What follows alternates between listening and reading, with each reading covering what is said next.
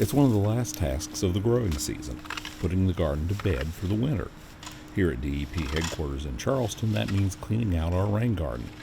DEP staff and some volunteers from Riverside High School stopped by earlier this week.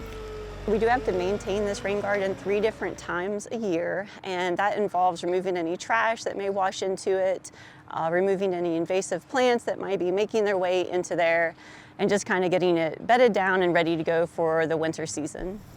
The rain garden is more than just a beautification project. It serves as an important tool to help reduce a potential source of water pollution.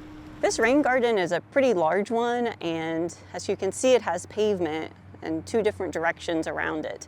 So whenever it rains, all the water comes down into this area. It's about 1.2 acres that drain into this rain garden. And at the very end of it, the far end, there is a storm drain which goes straight out into the Kanawha River. Rain gardens work kind of like a man-made wetland. They slow down the flow of water and allow it to soak back into the ground. Plants take up water through their roots to further reduce the amount of runoff and sediment reaching the storm drain. And finally, it provides some wildlife habitat in an otherwise urban setting. Adding a lot of nice benefits, including it's nice to walk by at lunch and see all the bees and butterflies and birds visiting it.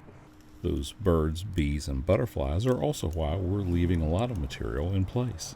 You might notice that we're not going to completely scrape the rain garden clean down to the soil layer. We want to leave a lot of that organic material that has fallen down, especially seed heads of our native plants, so that they may return next year. Those seed heads also provide food for birds. Standing dead foliage can be a shelter from winter winds. There's even some species of native solitary bees that use the hollow stems for shelter and to lay their eggs in. So we want to leave quite a bit of that organic material there, but we do want to make sure that we're getting out any of those invasive plant species so that they are not reseeding for next year. Rain gardens are a great way to help reduce stormwater runoff in your own landscape. Driveways, roofs, and sidewalks, basically any impermeable surface, can shed hundreds of gallons of water during a rainstorm. This is a pretty robust rain garden. It was engineered, but you don't have to have anything quite as complex as this. Even a shallow depression in your yard can be a rain garden. So the water coming from your downspout, if it feeds into a part of your land that remains wet, you can dig that out, amend the soils a little bit, put some native plants in there, and boom, you have yourself a rain garden. And we have lots of nice tools on our DEP website, such as our planting tool resource, where you can type in your county and it will provide you a planting list that's suitable for your area.